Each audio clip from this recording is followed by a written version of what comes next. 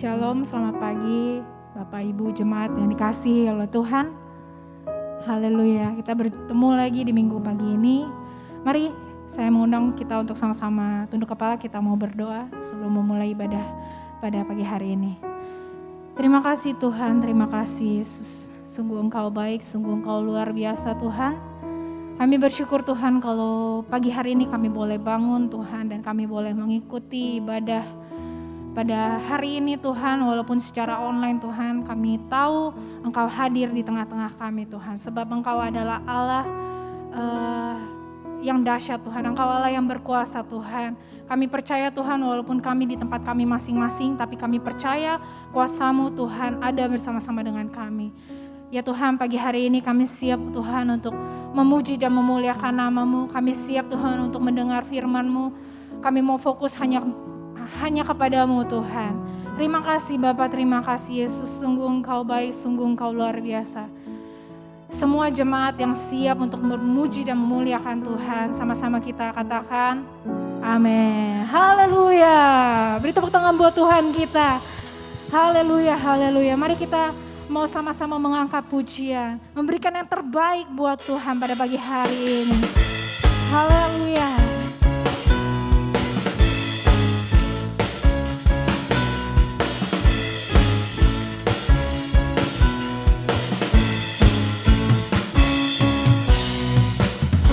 Temukan kasih yang sejati tiada pernah berubah, hanya di dalam-Mu Yesus Tuhanku. Kasih yang telah Kau beri lebihi segala yang terbaik dalamku, tak berkesudahan, kekal selamanya. Bawa kepadamu hidupku sebagai persembahan. Terimalah pujian dari hatiku, hanyalah untuk-Mu. Beri yang terbaik hanyalah bagi-Mu, hanya untuk-Mu yang termulia.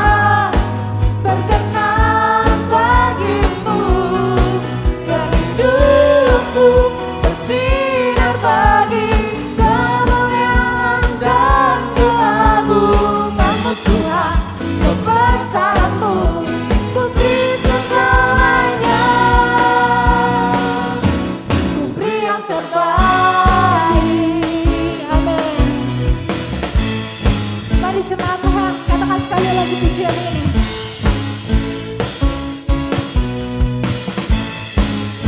Kasih yang telah Kau beri, kasih yang telah Kau beri, lebihi segala yang terbaik dalamku, tak berkesudahan, kekal selamanya. Ini ku bawa kepadamu hidupku sebagai persembahan. Terimalah pujian dari hatiku, hanyalah untuk-Mu. Beri yang terbaik hanyalah bagi-Mu, hanya untuk-Mu yang termulia. Berkenan bagi-Mu dan hidupku bersinar bagi kemuliaan dan keagungan-Mu Tuhan, kebesaran-Mu ku beri segalanya, ku beri yang terbaik. Ini pujian kami beri yang terbaik bagi-Mu Tuhan. Haleluya. Let's say together. Pam pam param, pam pam param, pam pam param, pam pam param, pam pam param, pam pam param, pam pam param. Ku beri yang terbaik bagimu. Amin. Yang termulia berkenan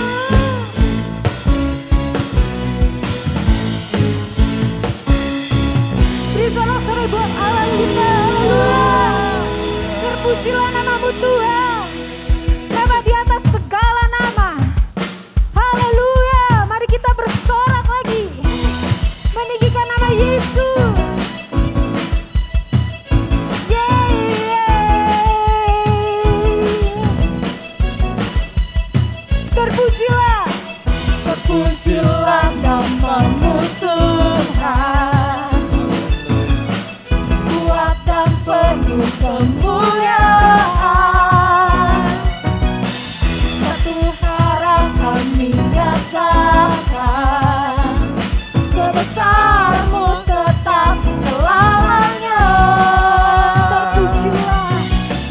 Terpujilah nama-Mu Tuhan, ajaib dan penuh keagungan. Satu hati kami nyatakan kerajaan-Mu kekal selamanya.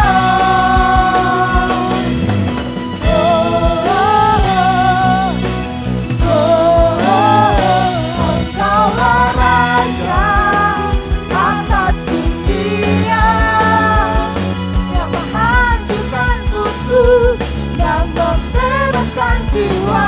Kami bersorak bertepuk tangan, tempat Tuhan berjaya dan memerintah untuk selamanya.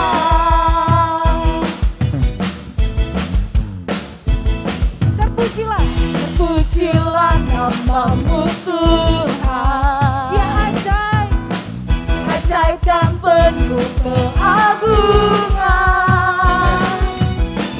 Satu hati kami nyatakan kerajaan-Mu kekal selamanya.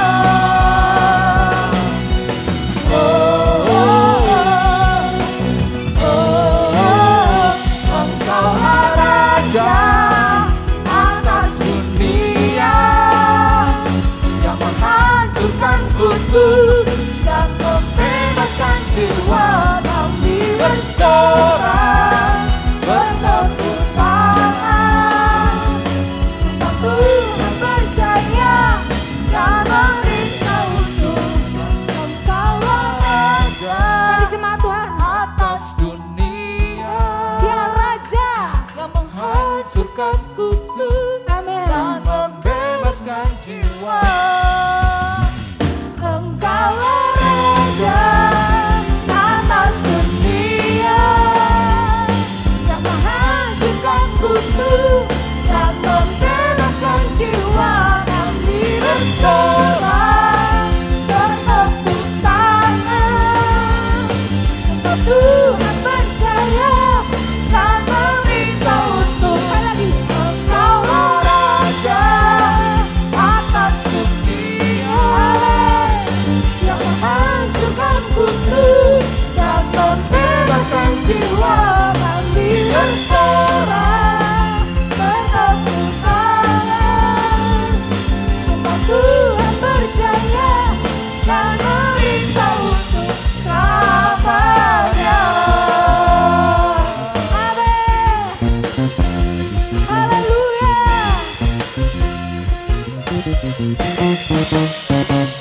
Haleluya. Haleluya. Benar Tuhan. Haleluya. Mari kita siapkan hati kita untuk mendengar firman Tuhan. Kita mau dibentuk melalui firman yang disampaikan oleh hamba-Nya. Oh Tuhan. Haleluya. Oh,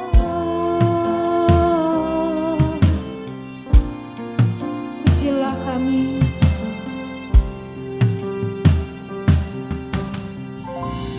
Pujilah aku Tuhan, Cobalah aku Tuhan, selidiki batinku dan hatiku,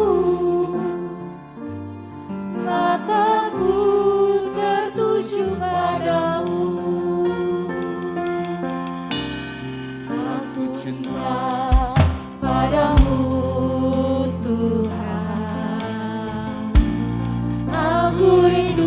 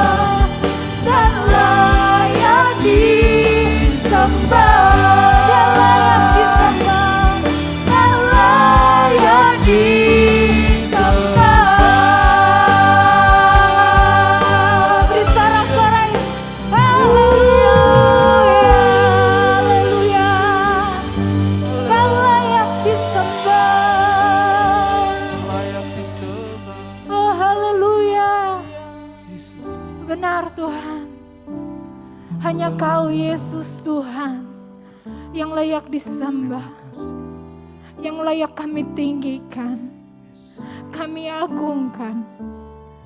Haleluya, haleluya, haleluya. Oh, terima kasih Bapa, terima kasih Yesus. Kini kami siap Tuhan untuk dibantu melalui firman Tuhan. Ajar setiap kami Tuhan, ajar setiap kami ya Bapa. Buat kami mengerti Tuhan melalui tuntunan Roh Kudus. Mengerti apa yang menjadi isi hati-Mu. Terima kasih Bapa, terima kasih Yesus. Kami siap Tuhan untuk dibantu. Kami siap menerima berkat Tuhan. Di dalam nama Yesus Kristus Tuhan. Haleluya. Amin. Shalom jemaat yang dikasihi Tuhan. Selamat berjumpa di dalam ibadah online pada minggu ini. Pada minggu ini saya ingin menyampaikan firman Tuhan dengan judul sebuah nasihat dari bilik ketidakpastian.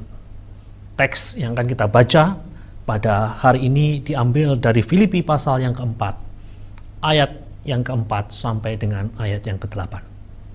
Jikalau Alkitab tidak jauh dari jangkauan Anda, silakan dibuka dan mari kita baca bersama-sama. Filipi pasal 4 ayat yang keempat sampai dengan ayat yang ke-8. Beginilah bunyi firman Tuhan. Bersukacitalah senantiasa dalam Tuhan. Sekali lagi kukatakan bersukacitalah. Hendaklah kebaikan hatimu diketahui semua orang. Tuhan sudah dekat. Janganlah hendaknya kamu khawatir tentang apapun juga, tetapi nyatakanlah dalam segala hal keinginanmu kepada Allah, dalam doa dan permohonan dengan ucapan syukur. Damai sejahtera Allah yang melampaui segala akal akan memelihara hati dan pikiranmu dalam Kristus Yesus. Jadi akhirnya saudara-saudara, semua yang benar, semua yang mulia, semua yang adil, semua yang suci, semua yang manis, semua yang sedap didengar, semua yang disebut kebajikan dan patut dipuji, pikirkanlah semua itu. Bapak, Ibu, serta saudara-saudara yang terkasih, Filipi adalah salah satu dari 4 buah surat yang ditulis oleh Rasul Paulus ketika ia ada di dalam penjara di kota Roma.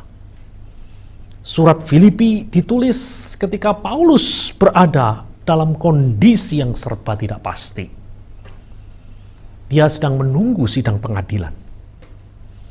Dan hasil akhir dari sidang pengadilan tersebut berujung pada 2 kemungkinan. Kemungkinan yang pertama adalah dia dibebaskan.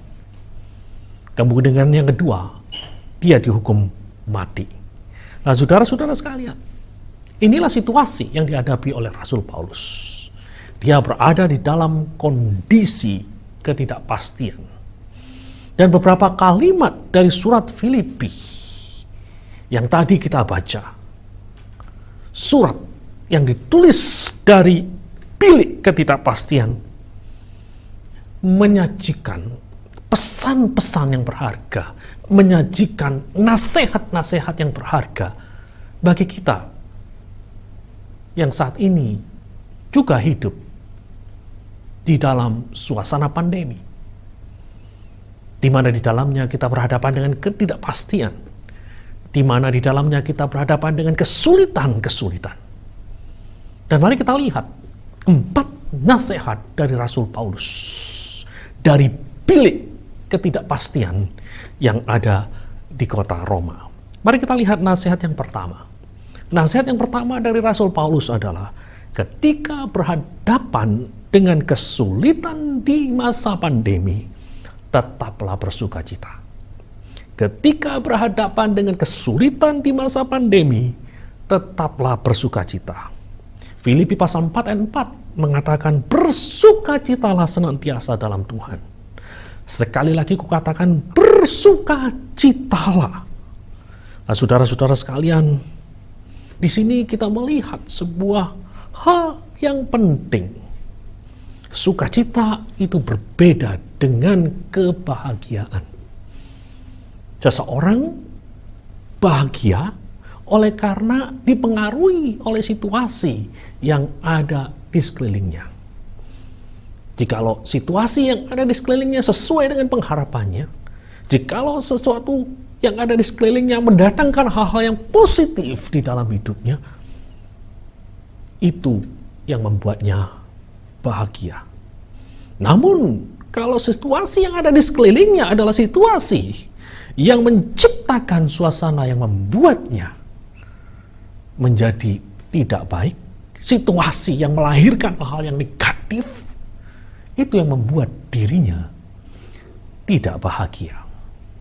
Jadi yang namanya bahagia itu selalu ditentukan oleh situasi yang ada di sekeliling orang yang mengalaminya. Namun sukacita itu beda. Yang namanya sukacita yang sejati itu tidak ditentukan oleh situasi yang ada di sekelilingnya. Seseorang bisa mengalami sukacita bahkan ketika situasi yang ada di sekelilingnya itu kelihatannya begitu suram, begitu gelap, begitu menyedihkan. Rasul Paulus ditahan di penjara di Filipi. Sesuatu yang seharusnya membuat dia kehilangan sukacita. Namun bukan itu yang kita lihat. Yang kita lihat di dalam tulisan tangan yang didokumentasikan di dalam surat Filipi, yang kita lihat adalah Rasul Paulus bisa meluapkan sukacita itu walaupun dia berada dalam situasi yang negatif, dalam situasi yang suram. Dan perasaan yang sama ini dia ingin tularkan kepada jemaat di Filipi, jemaat yang dikasihinya. Dan hal yang sama, Tuhan juga ingin sukacita itu ada di dalam kehidupan kita sebagai orang percaya. Seorang yang bernama Gerald Hawthorne pernah mengatakan seperti ini. Sukacita itu lebih dari sekedar emosi, lebih dari sekedar perasaan. Meski ia mencakup kesemuanya itu, sukacita adalah suatu pemahaman akan keberadaan yang mencakup baik situasi yang menimbulkan kesenangan ataupun keadaan depresi. Sukacita adalah persepsi dari realitas yang melahirkan harapan dan kesabaran di tengah-tengah kesulitan dan godaan, kenikmatan dan kemakmuran. Sebab sukacita mendorong orang untuk melihat bahwa di balik segala peristiwa ada Allah yang berdaulat dan mengendalikan segala sesuatu. Jadi saudara lihat, di sini sukacita berbeda dengan kebahagiaan. Kebahagiaan itu sangat dipengaruhi oleh situasi yang dari sekelilingnya. Sementara tidak demikian dengan sukacita yang sejati. Sukacita yang sejati tidak dipengaruhi oleh situasi yang ada di sekeliling kita. Sukacita yang sejati memang dikatakan oleh Hawthorne mencakup emosi dan perasaan, tapi lebih daripada itu. Sukacita yang sejati adalah suatu pemahaman bahwa ada Allah yang berdaulat dan mengendalikan segala sesuatu. Itulah sebabnya Rasul Paulus tetap tenang ketika dia ada dalam penjara. Penjara tidak membuatnya kehilangan sukacita. Penjara malah membuat dirinya bersukacita secara meluap-luap. Dan hal itulah yang ingin dia tularkan kepada jemaat di Filipi 2000 tahun yang lalu dan kepada kita semua yang hari-hari ini hidup di masa pandemi. Saudara-saudara sekalian, masa pandemi tentu bukan situasi yang menyenangkan. Namun jangan biarkan masa pandemi yang suram itu merebut sukacita kita. Seorang yang senantiasa bersukacita adalah seseorang yang benar-benar bisa menghayati kehadiran Allah di dalam dirinya. Seorang teolog yang bernama Pierre Teilhard de Chardin pernah mengatakan, joy is the infallible signs of the presence of God. Sukacita adalah tanda yang tidak dapat keliru, tidak dapat salah dari hadirat Allah. Jadi kalau hari-hari ini saudara bisa mendapati orang-orang percaya yang masih bisa bersukacita di tengah-tengah masa yang suram seperti hari-hari ini, itu tanda bahwa yang bersangkutan benar-benar menghayati, menghidupi hadirat Allah di dalam kehidupan pribadinya. Dan saya berdoa kita semua bisa benar-benar memiliki sukacita ini, oleh karena kita benar-benar menghayati akan hadirat Allah yang real di dalam hidup kita. Mari kita lihat nasihat yang kedua dari Rasul Paulus. Nasihat yang kedua daripada Rasul Paulus ketika berhadapan dengan kesulitan di masa pandemi, kebaikan hati tetap harus dijalankan. Ketika berhadapan dengan kesulitan di masa pandemi, kebaikan hati harus tetap dijalankan. Kita membaca di dalam ayat yang kelima. Hendaklah kebaikan hatimu diketahui semua orang. Ketika kita hidup di masa-masa yang sulit, kecenderungan kita adalah kita menjadi self-centered. Kita menjadikan diri kita sebagai pusat. Dan hal ini bisa kita lihat di dalam beberapa kasus, beberapa waktu yang lalu, di mana orang berebut barang di supermarket, di mana orang berusaha menimbun barang sebanyak mungkin tanpa mempedulikan ada orang yang butuh. Dan hari-hari ini kita juga melihat ada orang-orang yang dengan sengaja menimbun tabung oksigen, menimbun obat-obatan demi diri mereka sendiri, tanpa mempedulikan orang-orang lain yang membutuhkan.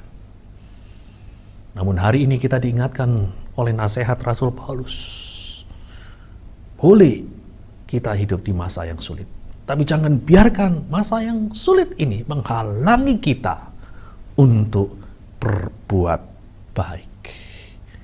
Dalam beberapa hari terakhir ada seorang wanita yang kerap disorot oleh media. Namanya Sarah Gilbert. Kalau Anda biasa membuka media online atau rutin melihat acara di televisi, tentu nama ini tidak asing bagi Anda. Sarah Gilbert adalah penemu vaksin yang dikenal dengan nama AstraZeneca.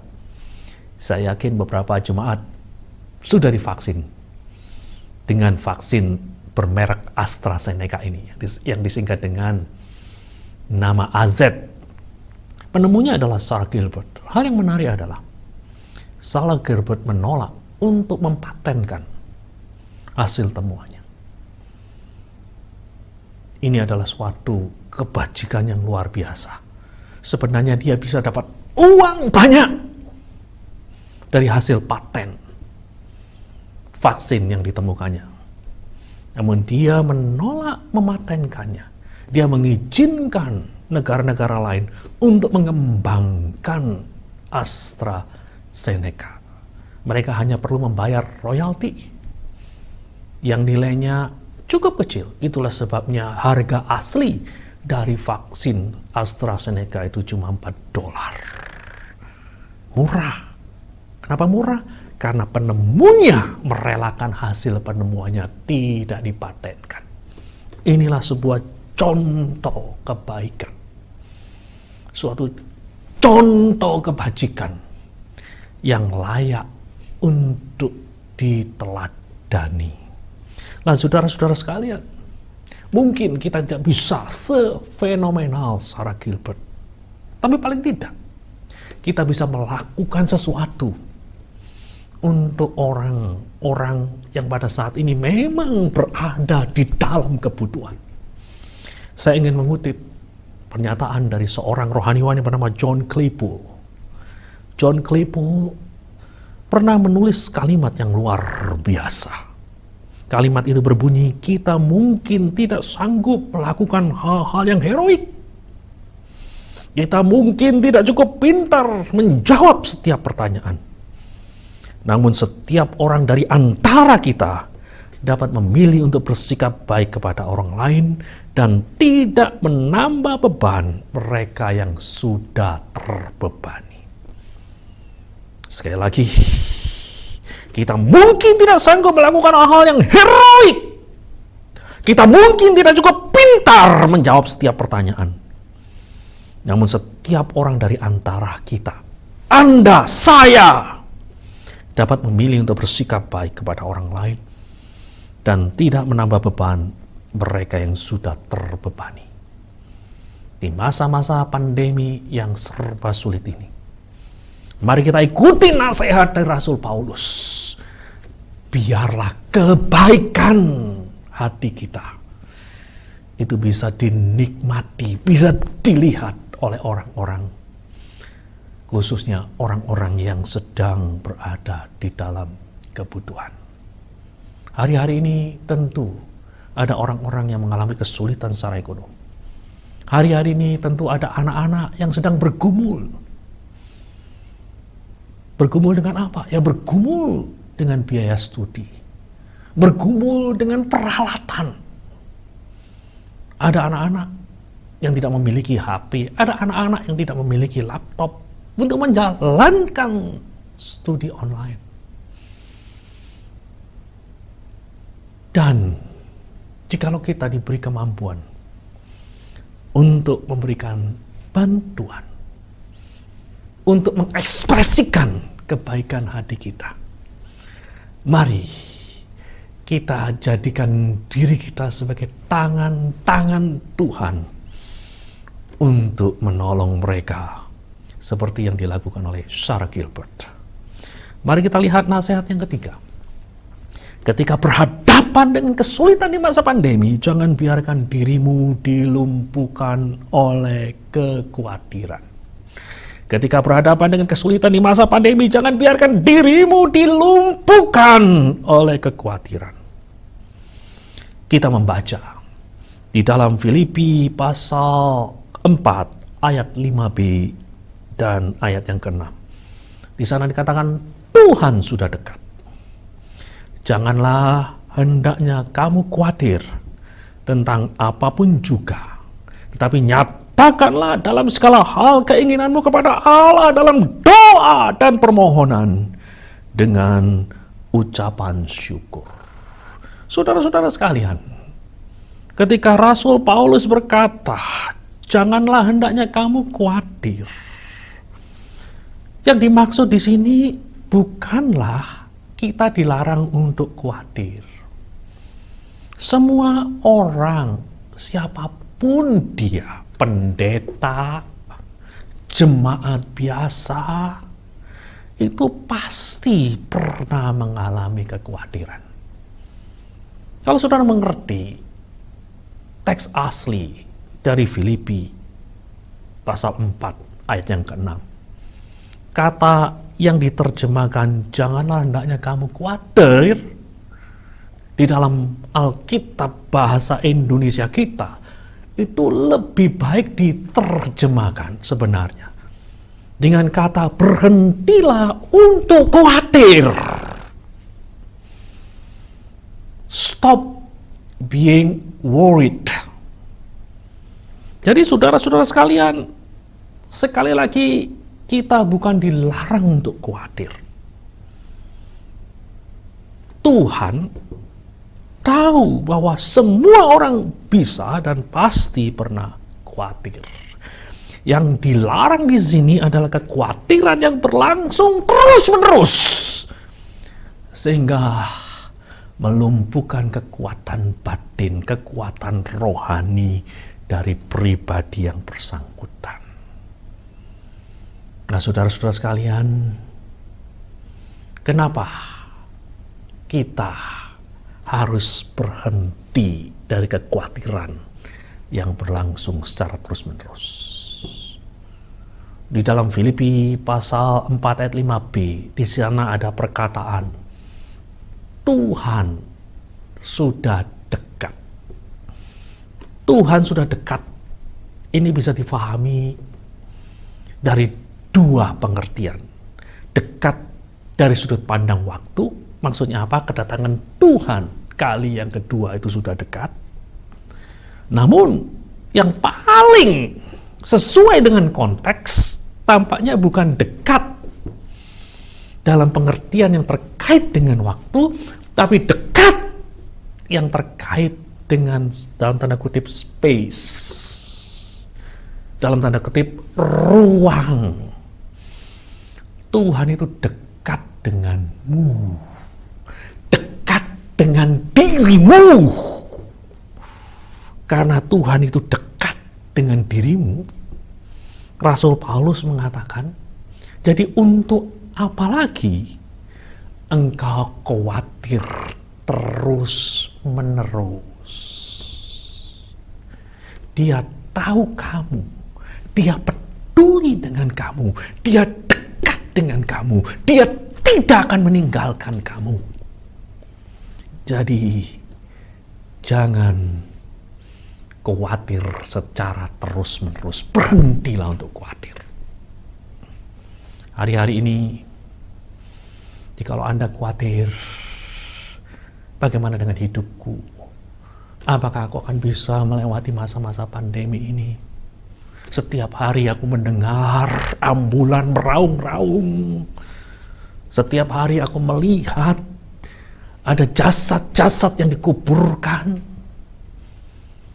Jangan biarkan pemandangan-pemandangan semacam itu membuatmu terus khawatir.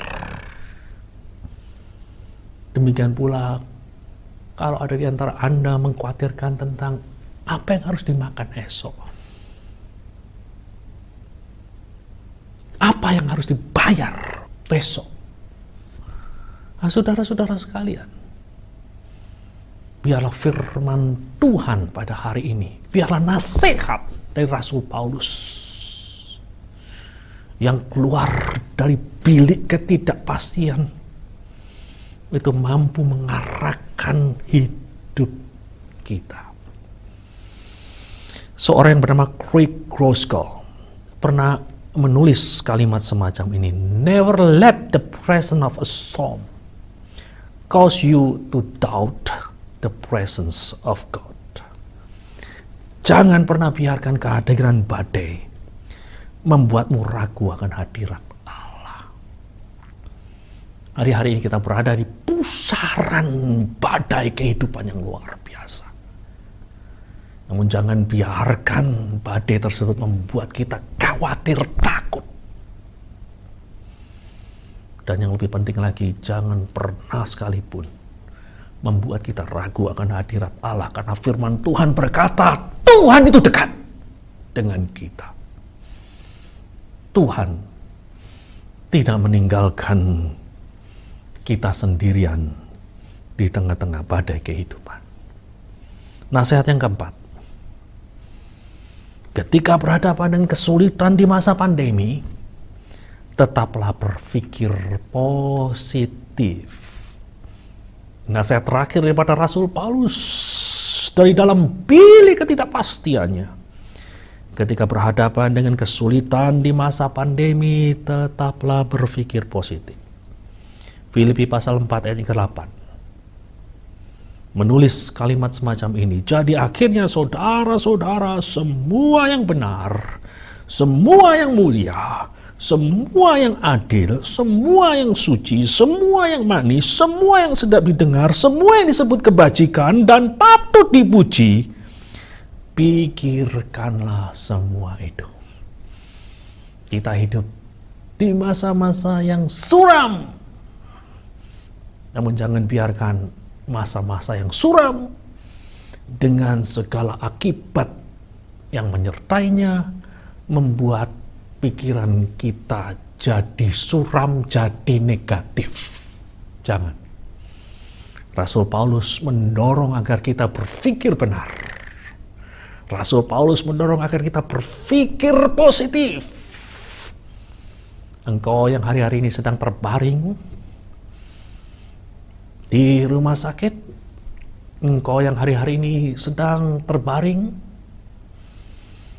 di ranjang-ranjang IGD oleh karena keterbatasan fasilitas rumah sakit, engkau yang saat ini sedang isoman, camkan baik-baik nasihat dari Rasul Paulus. Milikilah pola pikir yang positif. Jangan biarkan Anda memiliki pola pikir yang negatif. Demikian juga Anda yang harus menghadapi kerumitan hidup oleh karena pandemi. Berpikirlah positif. Jangan berpikir negatif. Milikilah optimisme, bukan pesimisme. Saya membaca sebuah penelitian dari Universitas Negeri Malang yang baru-baru ini diterbitkan. Sebuah artikel yang berjudul The Role of Optimism in Responding to COVID-19. Itu judul artikelnya. Peranan dari optimisme di dalam menanggapi COVID-19. Menarik sekali hasil akhir daripada penelitian yang dibuat oleh para peneliti dari Universitas Negeri Malang ini. Kesimpulannya kurang lebih seperti ini. Individu dengan tingkat optimisme yang tinggi dapat menolong dia mengatasi stres yang ditimbulkan oleh pandemi COVID-19. Jadi mereka yang memiliki optimisme yang tinggi, mereka dapat mengatasi stres yang ditimbulkan oleh pandemi COVID-19. Jadi jangan heran, orang yang optimis lebih cepat sembuh ketimbang orang yang pesimis ketika mereka terinfeksi oleh COVID-19. Temuan yang lain menyatakan seperti ini. Individu dengan tingkat optimisme yang tinggi berusaha menemukan solusi dalam kehidupan di masa pandemi dan punya strategi yang baik dalam menghadapi permasalahan yang muncul karena pandemi. Sementara itu individu dengan pesimisme yang tinggi cenderung menyalahkan keadaan dan tidak mau berusaha menemukan solusi. Lihat perbedaannya. Mereka yang punya pikiran yang positif, optimisme, selalu berusaha untuk menemukan jalan keluar, punya strategi yang lebih baik dalam menghadapi masalah yang ditimbulkan oleh pandemi. Sementara mereka yang berpikir negatif, berpikir pesimis, cenderungnya menyalahkan keadaan, menyalahkan diri sendiri. Berapa banyak dari antara Anda yang berada dalam situasi seperti ini? Berapa banyak dari antara Anda yang sejauh ini cenderung untuk menyalahkan situasi, menyalahkan orang lain? Kenapa mereka tidak menolong saya? Kenapa mereka tidak peduli dengan saya? Ini pikiran negatif, saudara-saudara sekalian. Mungkin ada di antara Anda yang jengkel dengan diri Anda sendiri. Kenapa kok saya tidak melakukan ini di masa yang lalu? Sehingga saya harus mengalami hal seperti ini. Nah, saudara-saudara sekalian, buang semua pikiran negatif itu. Ganti dengan pikiran positif. Kalau Anda jengkel dengan diri Anda sendiri, jengkel dengan hal-hal yang sudah berlalu, ya sudahlah. Yang berlalu tidak bisa diubah. Yang diubah adalah masa kini demi masa depan yang lebih baik. Ayo kita rubah pemikiran kita. Pemikiran yang negatif dirubah dengan positif. Yang pesimis diubah jadi optimis. Dan saya yakin kita pasti akan diberi kemampuan yang lebih baik dalam melewati hari-hari yang sulit ini. Itulah 4 nasihat dari bilik ketidakpastian yang patut untuk kita dengar, yang patut untuk kita hayati pada hari-hari ini. Kiranya Tuhan memberkati kita semua. Mari kita berdoa. Bapa di surga, kami mengucap syukur dan terima kasih. Hari ini kami boleh mendengar nasihat yang luar biasa dari bilik ketidakpastian di kota Roma. Dari sebuah surat yang ditulis dari seorang rasul yang luar biasa, Rasul Paulus. Terima kasih Tuhan untuk nasihat yang begitu relevan bagi kami yang tengah menjalani kehidupan di tengah-tengah badai oleh karena lonjakan COVID-19 ini. Tuhan, biarlah Roh-Mu memberi kami sukacita. Dan sukacita itu lahir dari sebuah kesadaran akan hadirat Allah yang ada di dalam diri kami, yang ada di sekeliling kami. Dan biarlah Roh-Mu juga memampukan kami untuk menunjukkan kebaikan di masa-masa yang sulit ini. Dan biarlah Roh-Mu memampukan kami untuk berhenti dari kekhawatiran. Dan biarlah Roh-Mu selalu menyuarakan suara ini. Tuhan itu dekat dengan kami. Tuhan itu peduli dengan kami. Tuhan itu tidak meninggalkan kami. Dan pada akhirnya berikan kepada kami kemampuan untuk berpikir positif. Sehingga kami memiliki strategi dan kemampuan yang lebih baik untuk hidup di dalam masa-masa pandemi ini. Jemaat yang dikasihi Tuhan, jikalau ada di antaramu pada hari-hari ini tengah hidup di dalam kekhawatiran, tengah dicengkram oleh pikiran negatif, di tempat engkau berada pada hari ini, angkat tanganmu. Jikalau ada di antara Anda, jemaat yang dikasihi Tuhan, yang hari-hari ini memerlukan pertolongan Tuhan secara khusus, memerlukan kekuatan dari Tuhan secara khusus, angkat tanganmu di tempat engkau berdiri, di tempat engkau duduk pada hari ini. Tuhan, lihatlah tangan-tangan yang diangkat. Engkau mengetahui kebutuhan mereka. Engkau mengetahui kelemahan mereka. Tuhan, tolong kuatkan mereka yang lemah. Tolong mereka yang membutuhkan. Tolong mereka yang sedang dicengkram oleh pikiran negatif. Tuhan, lepaskan mereka. Sehingga pada akhirnya akan muncul pikiran yang positif. Jikalau ada di antara mereka dihantam, dihantui oleh kekhawatiran, biarlah kesadaran akan hadirat Allah yang dekat dengan diri mereka akan memampukan mereka berhenti untuk khawatir. Terima kasih Tuhan, berkatilah seluruh jemaat El Roy. Demi nama Tuhan Yesus sama berdoa. Amin.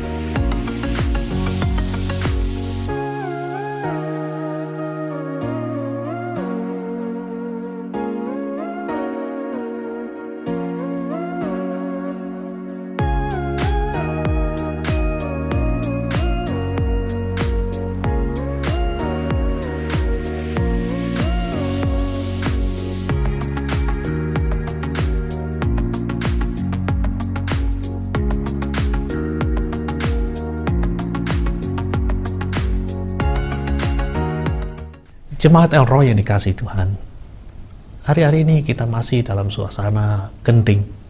Kalau kita lihat positivity rate daripada COVID-19 di negeri kita masih dikategorikan tinggi.